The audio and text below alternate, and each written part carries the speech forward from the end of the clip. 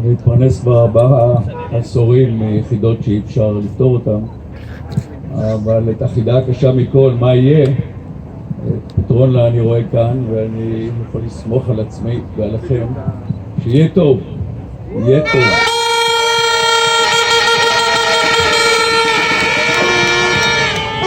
לא באתי להעלות אתכם בתיאור כל הסכנות הנשקפות מאסופת המחריבים שקמו על היצירה הזו שנקראת מדינת ישראל, שהרי כולכם לא הייתם כאן ולא ידעתם והבנתם את הנכון והמתבקש בשעה הרת גורל זו. כאן כשאני עומד מולכם, חשוב לי דווקא לחזק את המשמעות של מה אנחנו עושים כאן היום, או בכלל בארץ ב-150 מקומות נוספים מדי שבת בערב. למען האמת, המילה מחאה היא כבר לא כל כך מספיקה לנוכח מה שקורה ומה שעלול לקרות, ואני מציע לחזור למושג בתחילת הדרך ולקרוא לעצמנו כוח המגן הישראלי, הכוח שגם להגן על היצירה הישראלית הנאורה.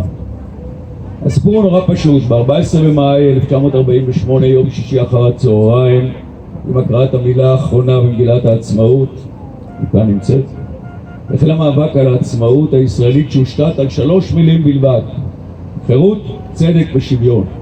נכון? 75 שנות עצמאות לא הספיקו להביא לכל אזרחי ישראל ותושבי המדינה את מלוא תחושת החופש והחירות.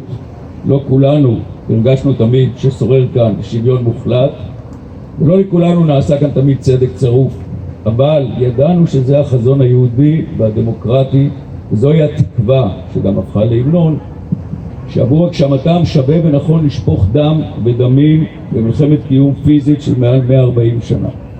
והנה 3 המילים האלה, 3 מילות המגילה כבר לא מתאימות למטרותיהם, שאיפותיהם של אלו שמנסים ממש ברגעים אלה לשנות וליצור עבורנו ישות מדינתית שבינה לבין מה שהקמנו פעם לפני 75 שנה אין כבר דבר וחצי דבר. 75 שנה הקזנו דמים על שמירת הגבולות הפיזיים שלנו, הגבולות הגיאוגרפיים של הנס הזה שנקרא מדינת ישראל, וכעת אנחנו נלחמים על הגבולות הערכיים שבלעדיהם הגבול הפיזי אני לא יודע אם הוא היה שווה את המאמץ. אבל נודה לפני עצמנו בפני כולם שנרדמנו בשמירה.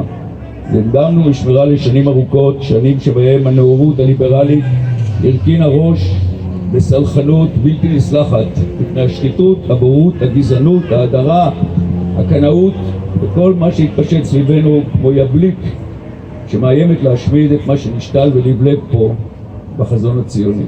אבל התעוררנו דקה לפני השעה 12. זו אותה דקה שעשרות מדינות ועמים פספסו עד שגינתם קמלה ונבלה.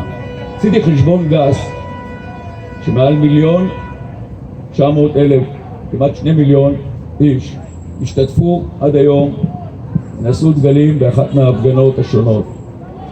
זהו בעצם צבא המילואים האמיתי, צבא המילואים של הדמוקרטיה הישראלית. 1.5 מיליון מילואימניקים סרבנים. כן, אנחנו חיל מילואים של סרבנים שמסרב לוותר על חלומם הנאור של גדולי האומה, מהרצל עד ז'בוטינסקי ומבגין, או מבן גוריון ועד בגין. אנחנו חיל המילואים שיוצאים ועומדים מול אויבי מגילת העצמאות שהמתינו שנים ארוכות להזדמנות הזו, לשעת הכושר המתאימה כדי להחריב את הישגי בניינה של הישראליות הנאורה. אז תזכרו, לאויבי מגילת העצמאות יש לא מעט גייסות ומגויסים, אבל אין להם צבא מילואים. לחירות, לצדק ולשוויון יש צבא מילואים אדיר שמתאמן, אנחנו כאן מתאמן כל שבת לקראת אותה משימה שהלוואי והתבדה, אבל היא תהיה צו 8 שיגיע בקרוב. ההיסטוריה מטבעה עצלה, איטית ואפילו קצת מפגרת, אבל היא יודעת להשליך בחרפה אל פח אשפתה שמות של מנהיגים עלובי נפש ורעי לב שמחו על ההיסטוריה הזו, שבבוא היום היא כדאי לצרף לשם גם הרבה מאוד שמות של חברי ממשלה, חברי כנסת, אנשי תקשורת ושאר רעי לב. אבל אותה היסטוריה תדע גם בבוא היום להעניק לכל אחד ואחת מכם את אות המערכה אולי החשוב ביותר שצברתם ותצברו על החזה נוסף לכל אותות המלחמה עד היום זה, אות המערכה האזרחית על החופש והחירות. תרשו לי לסיים בפרפרזה על דבריו של גדול לוחמי החופש בדורנו, לדעתי סר ווינסטון צ'רצ'יל: ניאבק בכיכרות, ניאבק ברחובות, ניאבק על הקשרים, ניאבק בבתי משפט, באקדמיה, בהייטק, בפריפריה, בקיבוצים, בכפרים, בשכונות. לעולם לא ניכנע. We shall never surrender.